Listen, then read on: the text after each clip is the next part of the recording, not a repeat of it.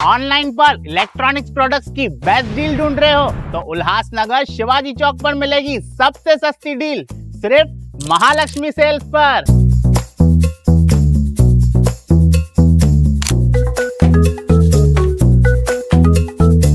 यहाँ पर अवेलेबल है प्रीमियम टीवी, वॉशिंग मशीन,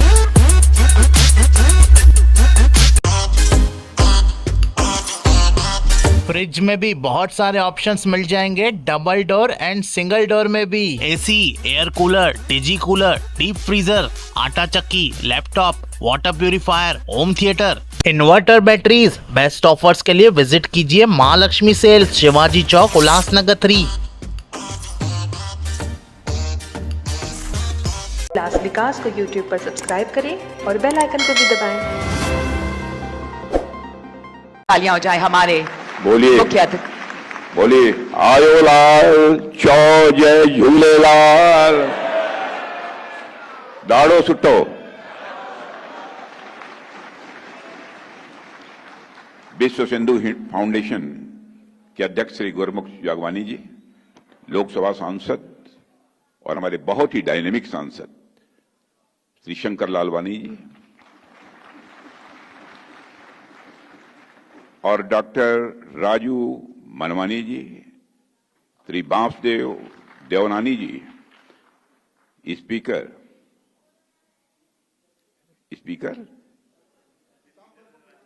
अच्छा पीताम्बर को, श्री श्रीचंद जी कृपलानी, श्री भगवान दास जी शबनानी, श्री अशोक जी रोहानी, श्री कुमार जी एलानी, डॉक्टर पायल कुकरानी, श्री किशोर अजमानी और यहां मौजूद हमारे सिंधी समाज के सभी सम्मानित बहनों एवं भाइयों, जिस समय मुझे आमंत्रित किया गया इस कार्यक्रम के लिए, तो मैं सच कहता हूं कि मुझे बेहद खुशी हुई है।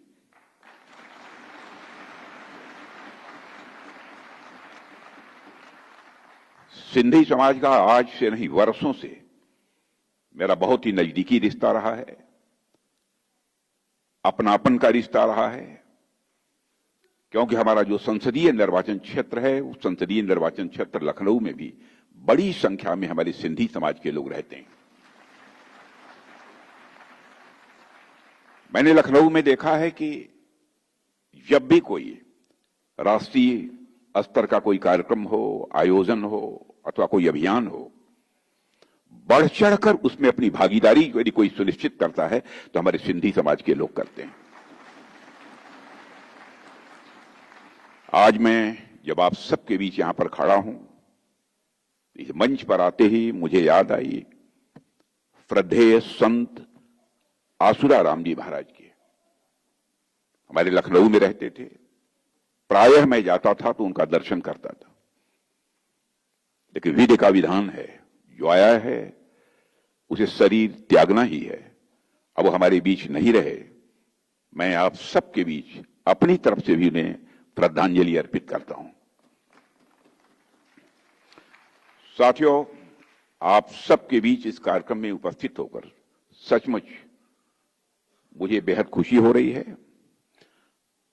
और आप सब जानते होंगे कि रामायण में एक श्लोक है, जिस श्लोक में राजा दशरथ जी कहते हैं, प्राचीना सिंधु सौवीरा सौराष्ट्र दक्षिणा पथा।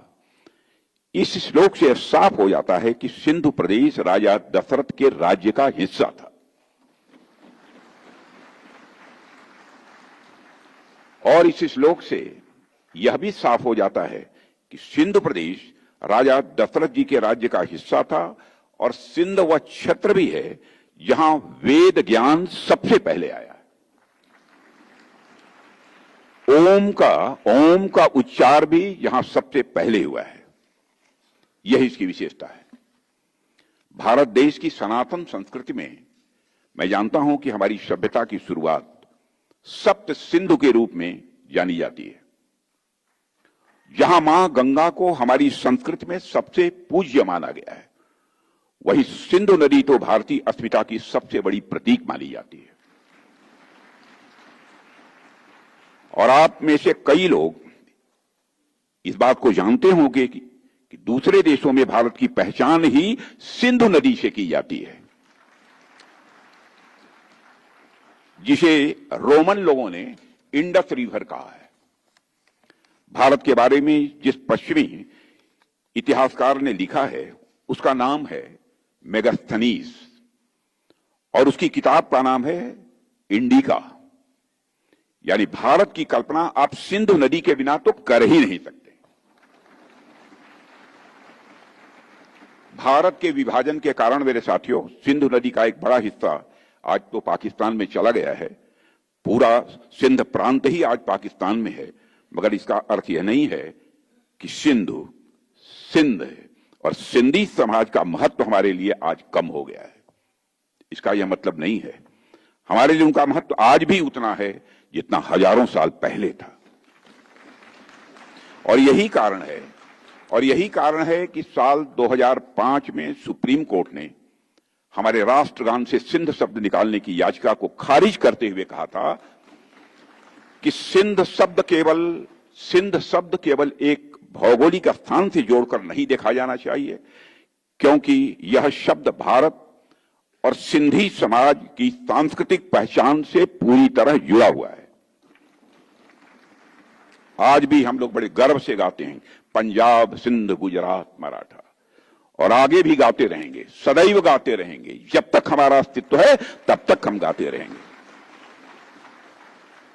और साथियों, आज हम जब सिंधी समाज की बात करते हैं तो हम केवल एक समुदाय की बात नहीं करते हैं, बल्कि एक ऐसी विरासत की बात करते हैं जो सनातन का अटूट हिस्सा है, जिसकी जड़ें भगवान राम से जुड़ी हुई हैं, जिसने हमारी संस्कृति और सभ्यता को समृद्ध करने में अपना बहुत बड़ा योगदान किया है। ऐसी विरासत को मैं हृदय से प्रणाम करता हूं। देवियों और सज्जनों, आज सिंधी समाज भारत और विश्व भर में अपनी मेहनत और प्रतिभा के लिए जाना जाता है। सिंधी समाज ने अपनी मेहनत से, अपनी प्रतिभा से भारत में ही नहीं बल्कि विश्व में एक अपनी पहचान बनाई है। और सिंधी समाज ने अपनी अनूठी पहचान को बराबर बनाए रखा है। यह सिंधी समाज की सबसे बड़ी विशेषता है। चाहे वो सिंधी भाषा की मिठास हो, या संत काव्य हो, या फिर सिंधी कला की जीवंतता हो, यह हमारी साझा परंपराओं को दर्शाते हैं। और साथियों, विभाजन के कठिन दौर में जब सिंधी समाज को अपनी जन्मभूमि छोड़नी पड़ी थी, पलायन करना पड़ा था, मैं मानता हूं तब भी आपने हिम्मत नहीं हारी थी। यह आपकी विशेषता है। आपने न केवल अपने लिए एक नई शुरुआत की, बल्कि व्यापार, शिक्षा, कला और सामाजिक सेवा के क्षेत्र में जो आपने अभूतपूर्व योगदान दिया है, उसे किसी भी सूरत में भुलाया नहीं जा सकता। और साथियों, सिंधी समाज के संतों और महान आत्माओं ने मानवता को बहुमूल्य संदेश दिए हैं। इस सच्चाई को भी कोई नकार नहीं सकता। मैं आज महाकवि चैनराय स्वामी, संत कंवर राम जी, संत रामदास साहिब, स्वामी लीला शाह, स्वामी शांति प्रकाश सहित सभी सिंधी संतों को शीश झुकाकर नमन करता हूं। और मैं आज साधु टी.एल. वासवानी जी को भी याद करना चाहता हूं, जिन्होंने अपने प्रयासों से शिक्षा के क्षेत्र में एक अमिट छाप छोड़ी है। और साथियों, उन्होंने वेजिटेरियन लिविंग के विचार को बढ़ावा देने के लिए और एनिमल वेलफेयर की दिशा में महत्वपूर्ण जो कार्य किए हैं, उसे यह भारत देश कभी भूल नहीं सकता है। मेरे बहनों भाइयों, जैसा कि मैंने पहले भी कहा है कि इस कार्यक्रम में आकर मुझे बेहद खुशी हो रही है। और इस प्रसन्नता का एक और कारण है, वह है इस कार्यक्रम का प्रायोजन। आज हम नागरिकता संशोधन विधेयक के संबंध में यहां एकत्रित हुए हैं। जैसा मुझे बताया गया है, वर्ष 2019 में मैंने ही लोकसभा में इस नागरिकता संशोधन विधेयक को पेश किया था। यह विचार गृह मंत्री रहते हुए मेरे मन में कैसे आया था। ये बैठे हैं हमारे लखनऊ के लोग, सब सारे लोग यहां, इन लोगों ने इसकी जानकारी मुझे दी थी और बताया था ऐसा कुछ होना चाहिए। और मुझे इस बात की भी जानकारी मिली कि कुछ सिंधी समाज के और विभिन्न वर्गों के लोग जो कि नॉन मुस्लिम हैं, वह दिल्ली में भाग कर आए हुए हैं और झोपड़ियों में बड़ी दयनीय स्थिति में वो रह रहे थे। मैं स्वयं उनको देखने गया था और वहां से लौटने के बाद मैंने फैसला किया कि इनको समुचित नागरिकता देने के लिए जो भी कानून आवश्यक होगा हम बनाएंगे। प्रधानमंत्री मोदी जी से मैंने बात की, मैंने कहा मैं इस दिशा में अब आगे बढ़ रहा हूं। बिल तैयार हुआ, लोकसभा मैंने पेश किया, लोकसभा में पारित भी हुआ, लेकिन वह 2019 का अंतिम दौर था, कुछ ही महीने शेष बचे थे, राज्यसभा में बहुमत नहीं था। मैंने कई विपक्ष के लोगों से भी बात की, लेकिन लोगों ने समर्थन देने से इनकार कर दिया। तो मैंने कहा चलिए इस साल नहीं होगा तो अगले साल तो पास होकर ही रहेगा। और फिर जब गृह मंत्री अमित जी बने तब मैंने उनसे कहा और उन्होंने फिर उस काम को आगे बढ़ाया। देवियों, सज्जनों, यह बात ध्यान देने वाली है कि हमारी सरकार ने कई पड़ोसी देशों से धार्मिक उत्पीड़न से बचने के लिए वर्ष 2024 तक भारत आए अल्पसंख्यक समुदायों के सदस्यों को बिना पासपोर्ट के भारत में रहने की अनुमति दी है। आज मैं कह सकता हूं कि हमारे पड़ोसी देशों के इन भाइयों और बहनों का सम्मान से जीने का अधिकार भारत में मिल रहा है और इस अधिकार को दुनिया की कोई ताकत छीन नहीं सकती है। और मैं यह भी कहना चाहूंगा कि पड़ोस के कई देशों में अल्पसंख्यक समुदाय वर्षों से यातना झेलता रहा है। उनके घर जलाए गए, उनके बच्चों को मारा गया, बेटियों के साथ जुल्म अत्याचार किए गए, लोगों का जबरन धर्म परिवर्तन कराया गया। उनमें से कई लोग जब किसी तरह अपनी जान बचाकर भारत आए तो तुष्टीकरण करने वाली पूर्व की कई सरकारों ने भी उन्हें जो राहत देनी चाहिए, राहत देने की बात तो दी दूर, उनके साथ जिस तरीके का व्यवहार किया गया उसकी जितनी भी निंदा की जाए वह कम है। एक खास समुदाय के वोट बैंक को केवल खुश करने के लिए उन्हें अपना अपमानित किया गया, जलालत उन्हें झेलनी पड़ी। पड़ोस के देशों से आने वाले एक विशेष वर्ग को शरण दी गई, लेकिन इस हिंदू समाज के लोग जो वाकई में इसके हकदार थे उन्हें जो अधिकार मिलने चाहिए थे वो अधिकार नहीं दिए गए। उनके कष्ट को जो समझा जाना चाहिए था, जिस संवेदना के साथ समझा जाना चाहिए था, वो नहीं समझा गया। लेकिन इस पीड़ा को किसी ने समझा तो हमारे प्रधानमंत्री नरेंद्र मोदी जी ने समझा। हमने उस पीड़ा को समझा, उस दर्द को महसूस किया और हमारी सरकार ने कानून बनाकर, मेरे साथियों, यह सुनिश्चित किया कि हम उनके घाव पर मलहम लगाएंगे और हमने उस घाव को भरने का काम किया है जो घाव हमारे बहनों भाइयों को कष्ट दे रहा था, पीड़ा पहुंचा रहा था। इसलिए हम नागरिकता संशोधन विधेयक लेकर आए।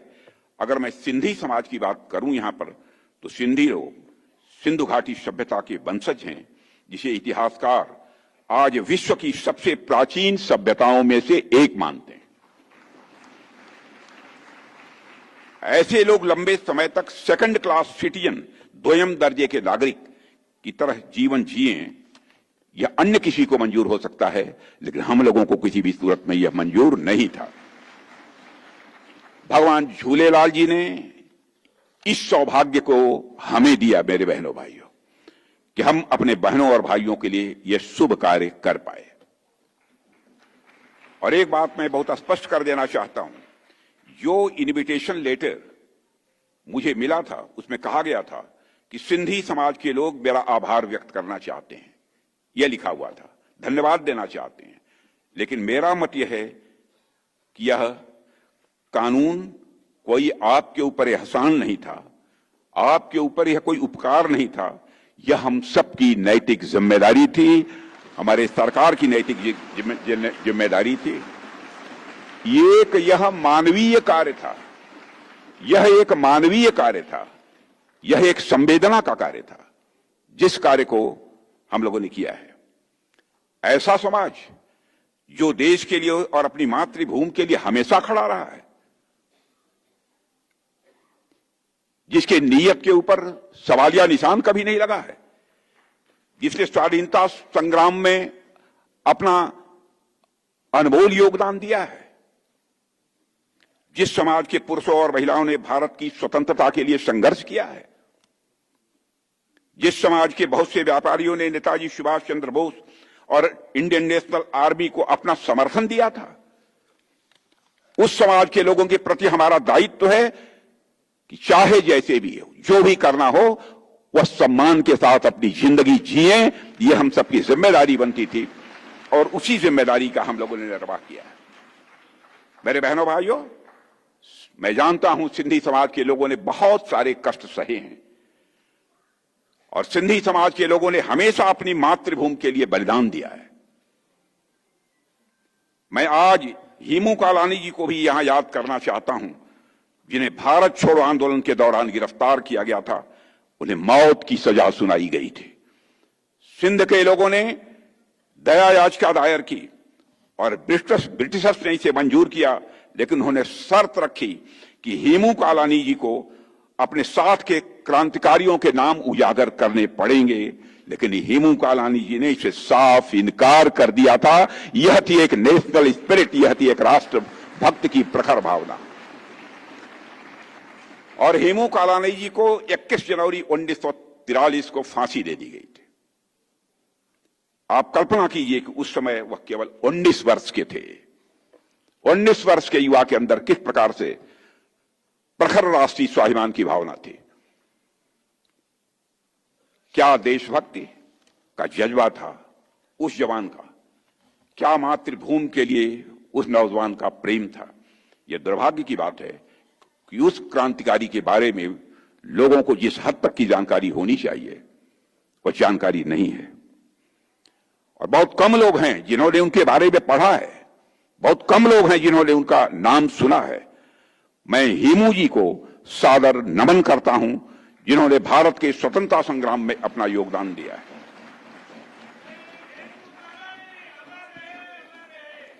साथियों, वर्ष 1947 में जब भारत स्वतंत्रता का उत्सव मना रहा था, तब विभाजन की त्रासदी की वजह से बहुत बड़ी जनहानि हुई थी और लाखों लोगों को अपने घरों से विस्थापित होना पड़ा था। इस कारण सिंधी समाज को भी बहुत कुछ खोना पड़ा है। साथ ही उन्हें एक छल का भी शिकार होना पड़ा। वह छल किया उस समय की सरकार ने।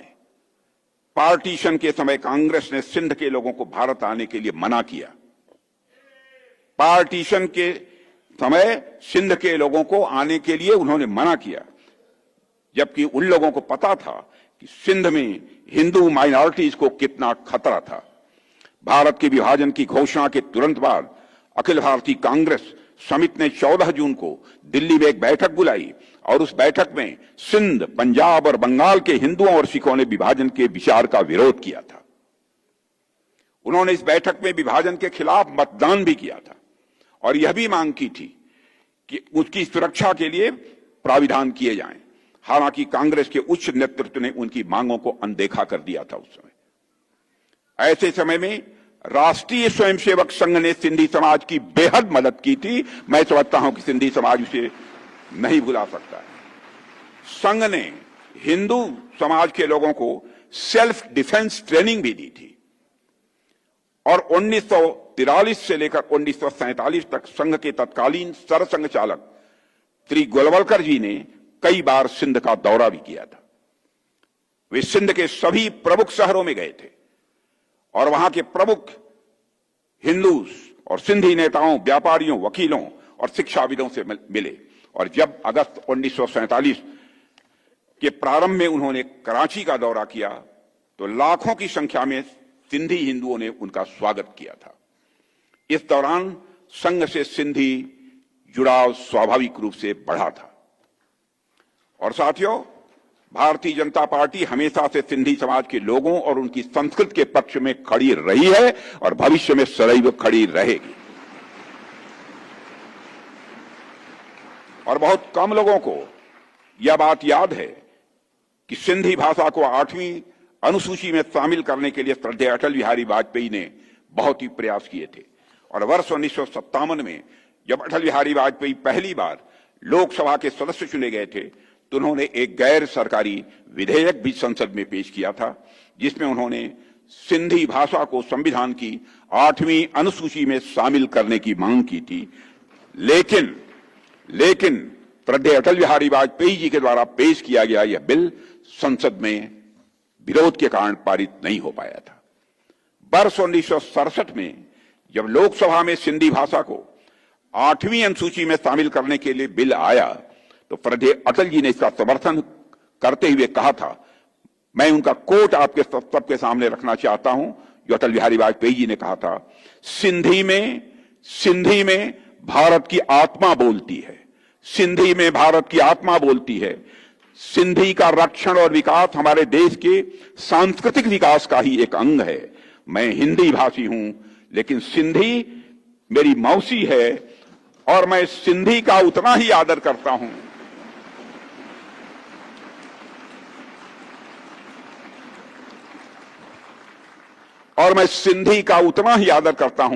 जितना कि मैं हिंदी का आदर करता हूं। यह अटल बिहारी वाजपेयी जी ने कहा था। यह स्टेटमेंट इस बात का सबूत है कि हम हमेशा से ही सिंधी लोगों के सम्मान के लिए खड़े हुए हैं, उनके हक के लिए खड़े हुए हैं और सिंधी समाज के अधिकार के लिए बहनों भाइयों खड़े हुए हैं और भविष्य में भी जब भी जरूरत होगी खड़े होते रहेंगे। और हाल ही में महाराष्ट्र की एनडीए सरकार ने सिंधी विस्थापितों को उनकी जमीन का मालिकाना हक दिलाने के लिहाज से एक विशेष अभय योजना 2025 लागू की है और यह योजना सिंधी समुदाय के लिए सम्मान और सुरक्षा की प्रतीक है, जिससे 3 पीढ़ियों को न्याय मिल रहा है इस पहल के कारण। और मैं यहां पर आदरणीय लाल कृष्ण आडवाणी जी का भी जिक्र करना चाहता हूं। हमारे नेता थे, आज हैं। आडवाणी जी ने अपनी एक पुस्तक में लिखा है कि सिंधी हिंदू और विशेषकर उनकी पीढ़ी के लोग अभी भी भारत से सिंध को अलग करने की बात को स्वीकार नहीं कर पाए हैं। न केवल सिंध में बल्कि पूरे भारत में हिंदू सिंधु नदी को पवित्र मानते थे। सिंध के कई मुसलमान भी मानते थे कि सिंधु का जल मक्का के आबे जमजम से कम पवित्र नहीं है। यह मैं उनका कोट बतला रहा हूं, यह आडवाणी जी का कोट है। आज सिंध की भूमि, मेरे बहनों भाइयों, यह भारत का हिस्सा भले ही न हो, लेकिन सभ्यतागत रूप से सिंध हमेशा भारत का हिस्सा रहेगा। और जहां तक जमीन की बात है तो बॉर्डर्स तो बदल सकते हैं, क्या पता कल को सिंध भारत में फिर से वापस आ जाए।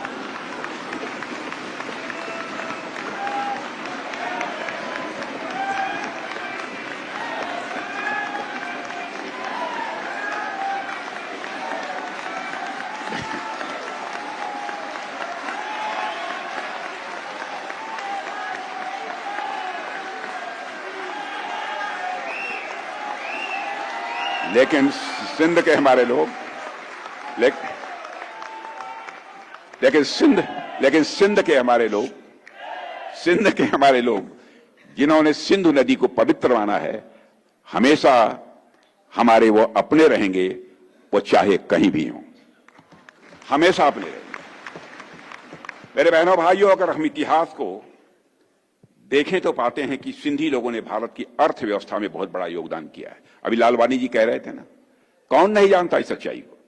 सिंधी भारत की ओरिजिनल ट्रांसनेशनल बिजनेस कम्युनिटी है, ओरिजिनल ट्रांसलेशनल बिजनेस कम्युनिटी है, जिन्होंने अपने स्किल से कॉलोनियल रूल के बावजूद बिजनेसेस को, अपने व्यापार को सफलतापूर्वक संचालित किया है। अंग्रेजों की हुकूमत होने के बावजूद मॉडर्न बैंकिंग मेथड्स जैसे बिल, डिस्काउंटिंग और साथ ही साथ प्रामिजरी नोट्स की उत्पत्ति सिंधु व्यापारियों द्वारा शुरू की गई हुंडी और पर्ची प्रणालियों से जो शुरू हुई है। पार्टीशन के बाद सिंधी समाज ने भारत में जीरो से शुरुआत की है। मेरे बहन भाइयों, सभी जानते हैं, जीरो से आप लोगों ने शुरुआत की है, लेकिन उन्होंने सफलता के नए आयाम गढ़े हैं। और आज भारत सहित दुनिया के देशों में सिंधी समाज के लोग समाज निर्माण के कार्यों में अपना बहुत बड़ा योगदान कर रहे हैं। ऐसा शायद ही कोई क्षेत्र हो जहां अपनी सरनेम का कोई व्यक्ति नेतृत्व करता न मिल जाए। आनी सरनेम का कोई व्यक्ति नेतृत्व करता न मिल जाए, शायद ही देश में ऐसा कोई क्षेत्र हो। चाहे शिक्षा हो, चाहे वह शिक्षा का क्षेत्र हो या रियल एस्टेट, चाहे कला के क्षेत्र हो या कानून और राजनीतिक जैसे क्षेत्र, चाहे टेक्सटाइल की बात हो या ट्रेड इंडस्ट्री की हो, आज सिंधी समाज के लोगों के योगदान के बिना किसी भी क्षेत्र की कल्पना की ही नहीं जा सकती है। मेरे बहनों भाइयों, मैं आज के.आर. बलकानी जी को भी याद करना चाहता हूं, जो ऑर्गेनाइजर के पहले और सबसे लंबे समय तक अपनी सेवा देने वाले मुख्य संपादक थे। मलकानी जी ने भारत में फ्रीडम ऑफ स्पीच के लिए बहुत बड़ा संघर्ष किया है।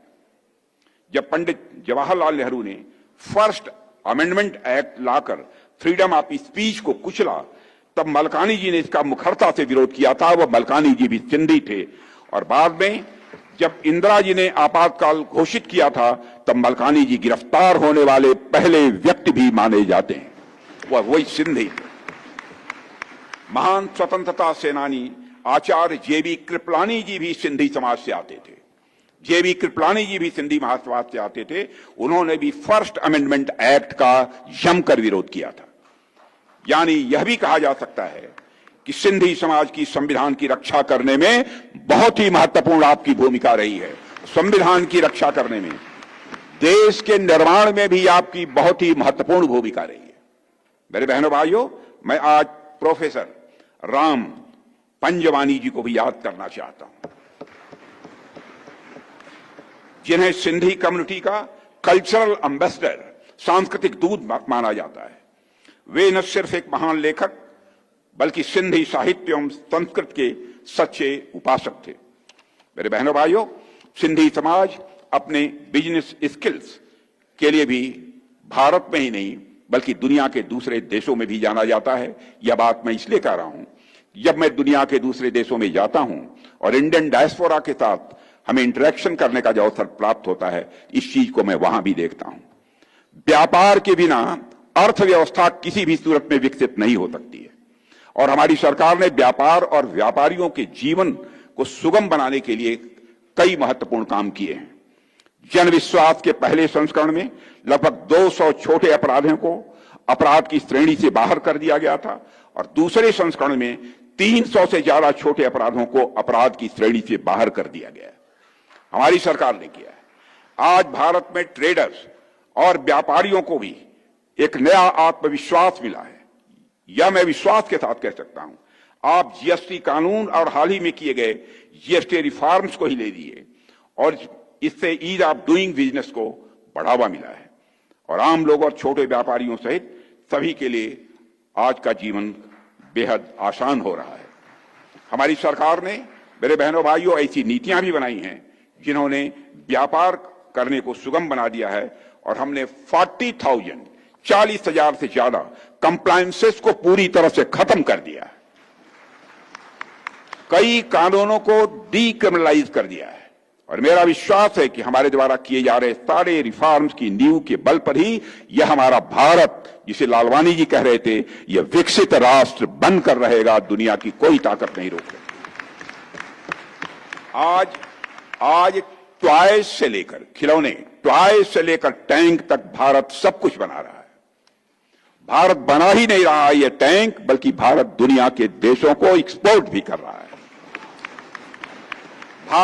भारत मेरे साथियों आत्मनिर्भर बन रहा है। दुनिया का मैन्युफैक्चरिंग हब बनने की दिशा में भारत तेजी के साथ आगे बढ़ रहा है और वह दिन दूर नहीं जब हमारा भारत यह विकसित राष्ट्र बनेगा और हमारा संकल्प भी और विश्वास भी है, यह मैं कह सकता हूं। अंतर्राष्ट्रीय जगत में आज भारत की प्रतिष्ठा बढ़ी है। पहले अंतर्राष्ट्रीय मंचों पर भारत कुछ बोलता था तो भारत की बातों को जिस गंभीरता पूर्वक लिया जाना चाहिए नहीं लिया जाता था, लेकिन आज अंतर्राष्ट्रीय मंचों पर भारत कुछ बोलता है, सारी दुनिया कान खोलकर सुनती है भारत बोल क्या रहा है। यह भारत की हैसियत बनी। इकोनॉमी की साइज के मामले में जो हमारा भारत 2014 में दुनिया के देशों में 11वें स्थान पर खड़ा था, आज वो हमारा भारत जंप लेकर इकोनॉमी की साइज के मामले में दुनिया के देशों में चौथे स्थान पर आकर खड़ा हो गया है। अंतर्राष्ट्रीय मानी जानी फाइनेंशियल फर्म्स मॉर्गन स्टैनले ने कहा है कि भारत जितनी तेजी से प्रगति कर रहा है वह दिन दूर नहीं है, साल डेढ़ साल के अंदर ही भारत इकोनॉमी यानी अर्थव्यवस्था की साइज के मामले में दुनिया के देशों में टॉप 3 देशों में आकर खड़ा हो जाएगा। मेरे बहनों भाइयों, हमारे प्रधानमंत्री ने स्वदेशी का आह्वान किया है। मुझे पूरा विश्वास है कि हमारा सिंधी समाज स्वदेशी अपनाने के संकल्प में अपना और अधिक योगदान देगा और विकसित भारत बनाने के संकल्प में वह पूरी तरह से भागीदार बनेगा। मैं आप सभी से आह्वान करता हूं, विकास भी और विकास के साथ साथ विरासत भी के मंत्र को अपनाकर भारत के आर्थिक और सांस्कृतिक उदय में आप अपना अधिक से अधिक योगदान दें।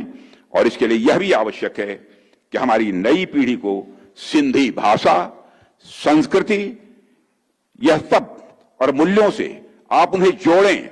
नई पीढ़ी को इन सब सारे सिंधी भाषा, संस्कृति और मूल्यों से अलग न होने पाए, यह कोई चिंता किसी को करनी है तो आपको करनी है, ताकि वह अपने गौरवशाली इतिहास से जुड़े रहें, अपने गौरवशाली इतिहास को वह जान सकें, ताकि वो उनके अंदर किसी भी प्रकार की एक इंफीरियरिटी कॉम्प्लेक्स या हीन भावना न पैदा होने पाए और पूरी ऊर्जा के साथ वह देश के निर्माण में अपना योगदान कर सकें।